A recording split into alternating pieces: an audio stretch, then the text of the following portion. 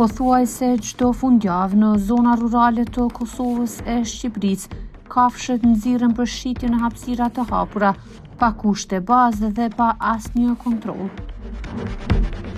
Lop, dele dhe shpes të mbajtura në baltë, në zhurmë, stres dhe pa asnjë dokumentacion që dëshmon gjendjen e tyre shëndetësore, këto kafshë shiten e therren pa asnjë kriter që përcakton edhe ligji. Mes blerësve dhe shitësve, disa kafshë therren në vend me mjete primitive.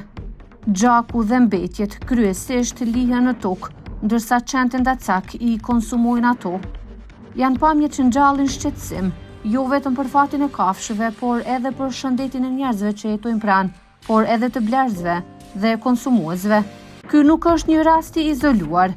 Pazaret të tilla të kafshëve janë zhvilluar prej vitesh në Kosovë e në Shqipëri, sidomos në zona periferike dhe rurale, zakonisht në fundjavë, edhe pse ligji kërkon kontroll veterinar dhe therrje vetëm në thertore të licencuara. Në praktik, këto rregulla shpesh mbeten vetëm në letër.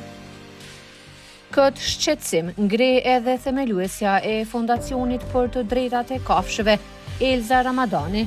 Është me të vërtetë të mërshme mi pa ato pamje, sepse veç mirëqenje për kafshë nuk ka, edhe mandej s'dyti nuk ka as siguri për shëndetin publik për njerëz që e blejnë ata mish.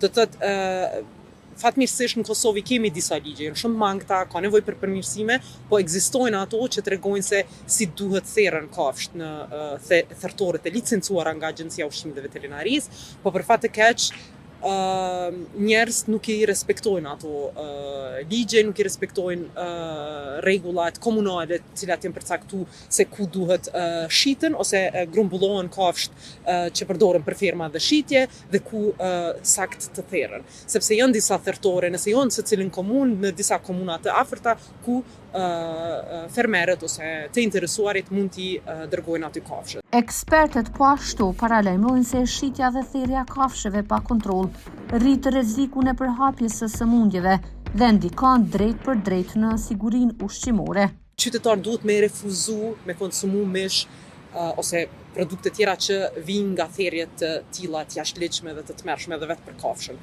sepse aty vetëm siguri dhe shëndet nuk ka. Jemi të sigurt që shumë shpejt ose nëse jo tash dikur, smundje të ndryshme kanë me eksplodu në ato vende dhe kush ka me pësu mas shumti janë grupet më të cënueshme në shëndet, që janë të moshuarit, gratë shtatzëna, fëmijët, ose edhe personat me probleme të ndryshme shëndetësore. Kështu që është mirë që qytetarët, edhe vetë nëse jetojnë në një fshat, mos pranojnë që dikush i afërm i tyre ta therr kafshën në oborr ose dikun tjetër ku nuk është e licencuar dhe ku nuk kontrollohet kafsha prej një veterinari.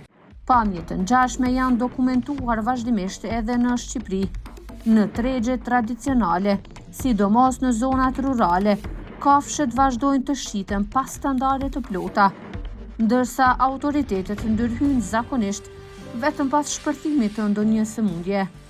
Kjo e bën problemin jo vetëm lokal, por edhe ndërkufitar.